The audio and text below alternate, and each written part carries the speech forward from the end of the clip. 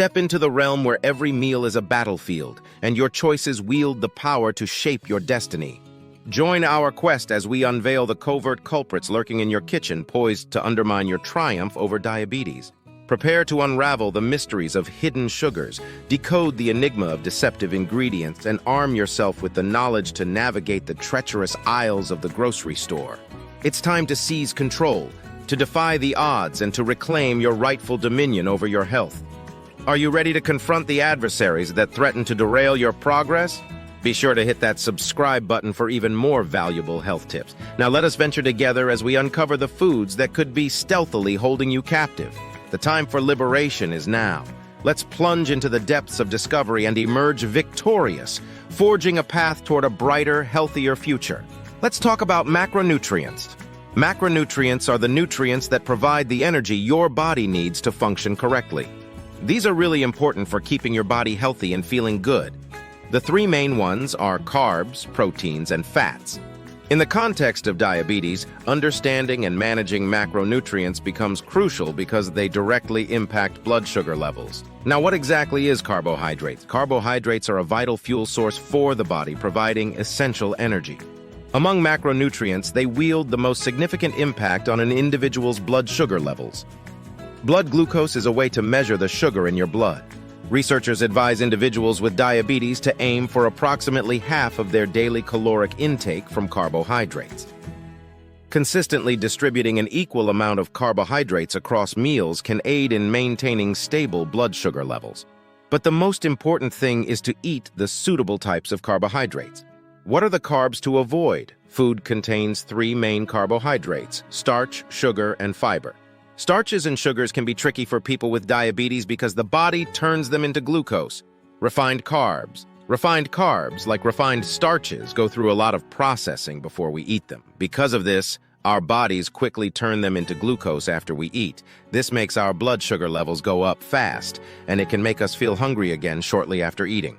People with type 1 and type 2 diabetes, if their blood sugar is already high, should definitely avoid white bread, white pasta, some cereals, most breakfast cereals, some crackers, and many baked goods. Researchers found that even gluten-free pasta and similar foods can raise your blood sugar levels.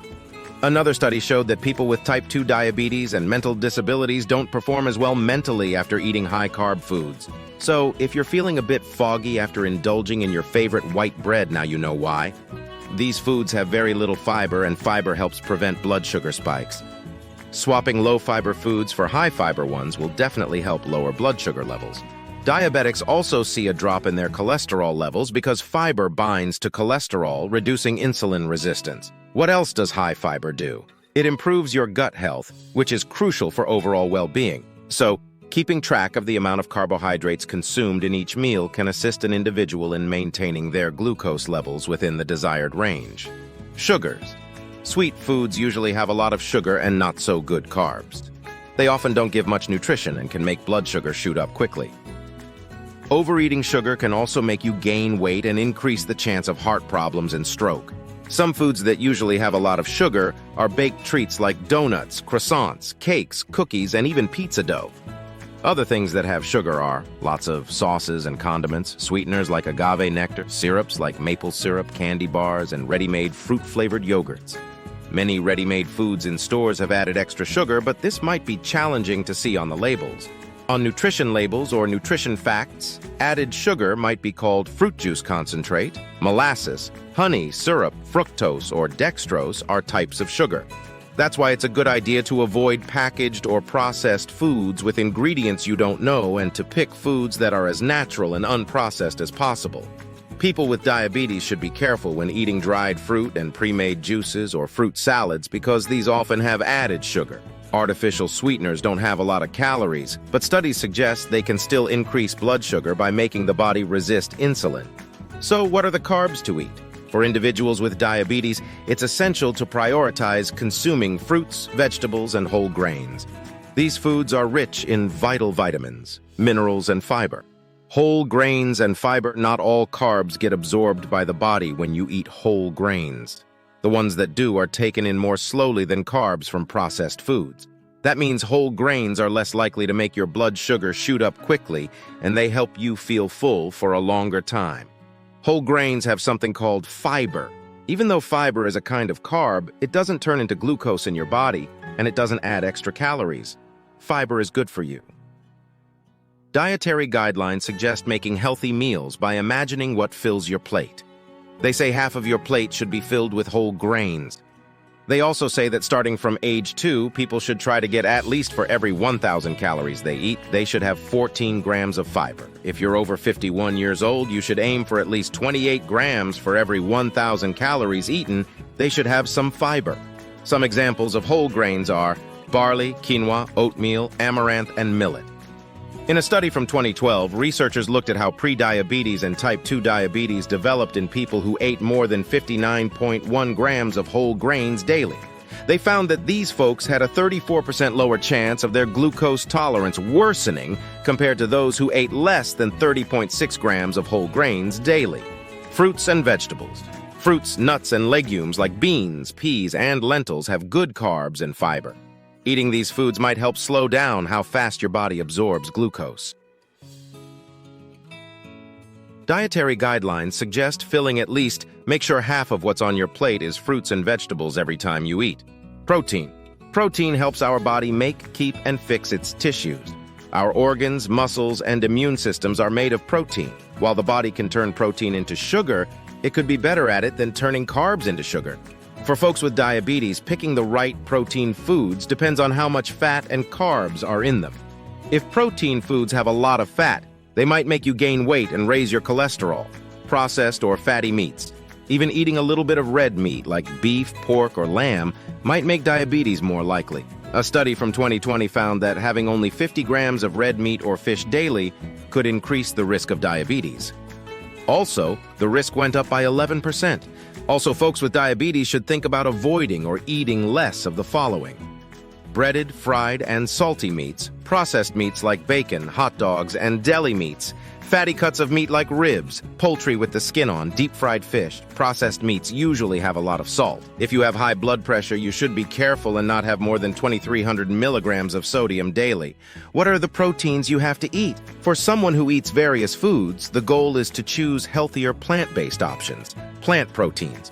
When looking at plant-based protein sources, see how much fat and carbs each has. You could go for beans, lentils, nuts, and soy products, tofu, non-dairy milk alternatives. Plant-based milks like soy, rice, coconut, almond, or oat milk are good choices, but go for unsweetened ones. Fats. Fats is vital for our body because it provides essential fatty acids like omega-3s and helps us absorb vitamins A, D, E, and K. There are 4 kinds of fats: saturated, trans, monounsaturated, and polyunsaturated. You can find out how much each type is in a food by reading its nutrition label. It's crucial, especially for people with diabetes, to focus on having the right kinds of fat in their diet. Fats to avoid: bad fats can raise cholesterol and make insulin less effective. This might increase the chances of getting diabetes or make blood sugar go up in those who already have it. Saturated fat. This is mostly found in animal foods, oils, and processed items. Some of the foods that are high in saturated fat are lard, butter, cream-based dips and dressing, palm oil, French fries, full-fat mayonnaise, potato chips, burgers, breaded and battered foods, many pre-made meals, most fast foods, and many salad dressings. Hydrogenated trans fat is a way to turn liquid oil into solid fat. This creates trans fat, which is worse than saturated fat. It's wise to steer clear of foods with hydrogenated or partially hydrogenated oils, even those with liquid oils. Sometimes food labels might say grams of trans fat if there's less than 0.5 grams, but it's still good to check the ingredients closely. What are the fats you have to eat? The American Diabetes Association suggests paying attention to monounsaturated and polyunsaturated fats. These fats can lower bad cholesterol levels, reducing the risk of heart problems like heart disease and stroke. Moreover, diets rich in these fats, like the Mediterranean diet, might also help the body process glucose better. Healthy fat. This is found in lots of healthy oils, nuts, and fruits like peanuts and peanut butter, peanut oil, olive oil, canola oil, avocados, sunflower, and other nuts such as cashews, almonds, and almond butter. Polyunsaturated fat can also be found in certain oils and nuts. There are two kinds of polyunsaturated fat, omega-3 and omega-6 fatty acids. These are perfect for you. Some foods containing these fats are flax seeds and flaxseed oil, chia seeds, tofu, nuts such as walnuts and eggs. There you have it, folks. Keep it in mind. The secret to eating well is to pick the right nutritious foods from every food group. Pay attention to the macronutrients mentioned earlier and avoid heavily processed foods packed with sugar, salt, and fat. Remember to always seek guidance from your healthcare provider or nutritionist before implementing significant changes to your dietary habits. Thank you for tuning in. Remember to subscribe to our channel if you found this information helpful and want to stay updated with our latest content. And while you're at it, hit the notification bell so you never miss out on any of our new videos.